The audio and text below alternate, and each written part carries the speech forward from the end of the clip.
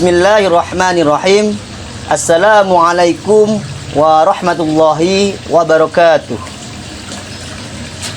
Innal hamdalillah nahmaduhu wa nasta'inuhu wa nastaghfiruh. La na'udzu billahi min sururi anfusina wa min sayyiati a'malina. May yahdihil fala mudhillalah wa may yudhlil fala hadiyalah. Amma ba'du. Pertama-tama marilah kita panjatkan puji syukur kehadirat Allah Subhanahu wa taala yang mana telah memberikan rahmat serta hidayahnya sehingga kita semua bisa menikmati, mensyukuri, bertemu kembali pada bulan suci Ramadan ini. Kedua kalinya salat dan salam tetap tercurahkan kepada junjungan kita Nabi besar Nabi Muhammad SAW, yang mana tidak akan ada lagi nabi selain beliau, yang mana beliau telah memberikan jalannya dari jalan yang gelap gulita kepada jalan yang terang benderang seperti sekarang ini, yakni ad-dinul Islam. Sahabat Muhita sekalian, tidak terasa kita sekarang sudah hampir sampai pada di penghujung Ramadan. Setelah ini kita akan mencapai pada hari kemenangan, yaitu kita bersama-sama merayakan yang namanya Hari Raya Idul Fitri. Nah, anak-anak sekalian, adakah dari anak-anak sekalian yang sampai sekarang yang masih tidak ada satupun puasanya yang bolong? Ada nggak kira-kira? Kalau ada, silahkan komen ya di bawah ya. Oke, anak-anak sekalian, sedikit Ustadz akan mengulas kembali atau membicarakan tentang bagaimana sih pada Rasulullah ketika beliau beribadah ketika bulan Ramadan. Nah, di sini Ustadz akan menjelaskan tentang amalan-amalan Rasulullah pada bulan Ramadan. Anak-anak sekalian yang dirahmati oleh Allah Subhanahu wa taala.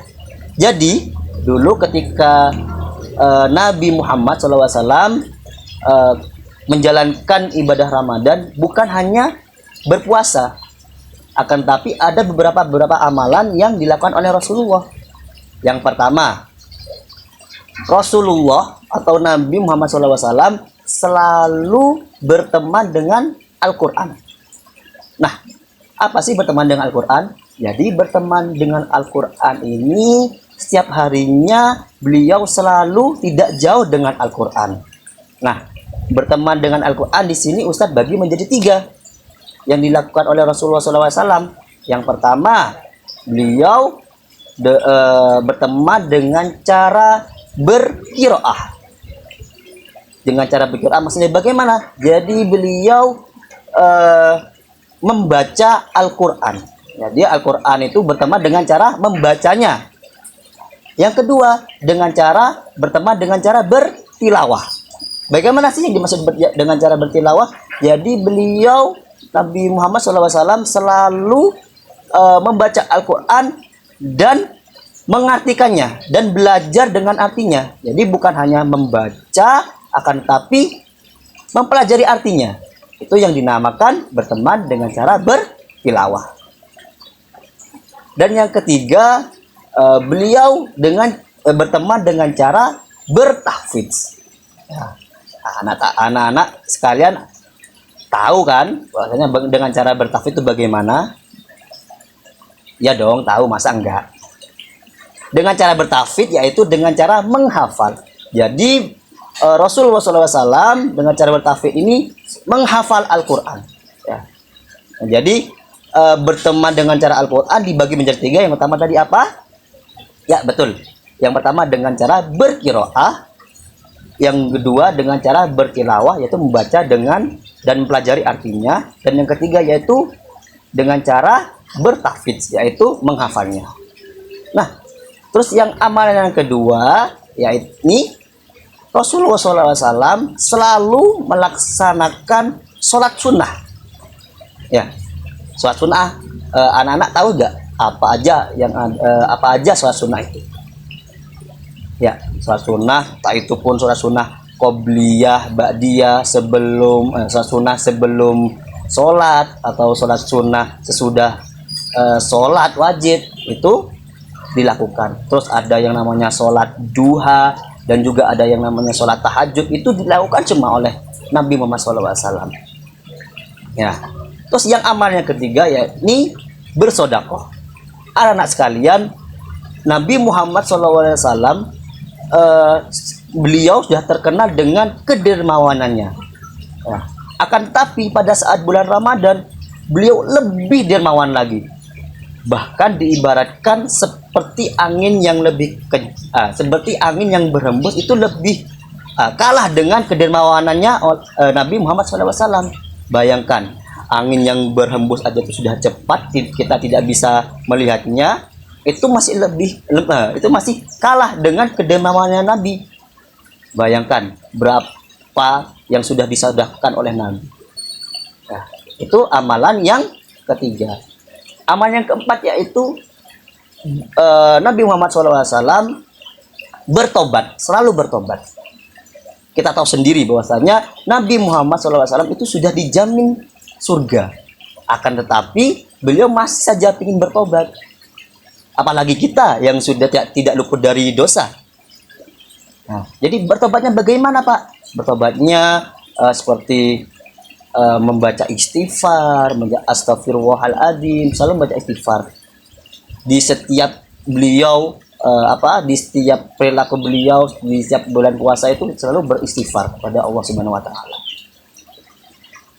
Dan yang terakhir, yang kelima, yaitu selalu Nabi Muhammad selalu berdoa kepada Allah Subhanahu wa taala. Meminta apapun yang diinginkan, itu selalu mendekatkan diri kepada Allah, yaitu berdoa. Jadi anak-anak, amalan-amalan yang dilakukan Nabi Muhammad SAW, Rasulullah SAW, itu ada 5. Yang pertama tadi apa? Berteman dengan Al-Quran. Yang mana berteman dengan Al-Quran dibagi menjadi 3, yaitu cara berqiraah, terus bertilawah, dan tahfidz. Yang amal yang kedua itu apa tadi? Selalu sholat, menunaikan sholat sunnah. Dan yang ketiga yaitu bersodakoh. Yang keempat bertobat. Yang kelima yaitu apa? Yang terakhir berdoa. Oke, anak-anak, 10 hari terakhir ini adalah biasanya kita dinamakan dengan apa? Di 10 hari terakhir pada bulan Ramadan dinamakan dengan apa biasanya? Ya, betul. Dinamakan dengan Lailatul Qadar. Di mana di 10 hari terakhir itu biasanya ada salah satu malam di sana, ada malam yang namanya malam Lailatul Qadar. Malam Lailatul Qadar itu ada di surat Al-Qadar, yaitu ayat kedua, bagaimana? Yang ayat pertama itu inna anzalnahu fi lailatul qadar fama adraka ma lailatul qadar lailatul qadri khairum min alfi sahrin.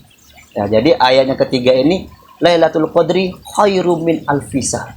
Jadi malam lailatul qadar ini khairun, itu lebih baik daripada 1000 bulan. Jadi barang siapa yang beribadah pada malam lailatul qadar itu, maka pahalanya dilipat gandakan sama dengan pahalanya lebih baik daripada 1000 bulan. Maka di 10 terakhir ini marilah anak-anak semuanya kita melaksanakan amalan-amalan yang sudah dicontohkan oleh Nabi Muhammad SAW, yang ada tadi 5 amalan yang sudah diberitahukan sama Ustadz. Ya, siapa tahu kita semuanya mendapatkan malam Lailatul Qadar, agar amalan-amalan kita, amalan-amalan yang di bulan Ramadan kita selalu diterima oleh Allah Subhanahu wa taala, dan kita mendapatkan surganya Allah. Amin amin ya rabbal alamin.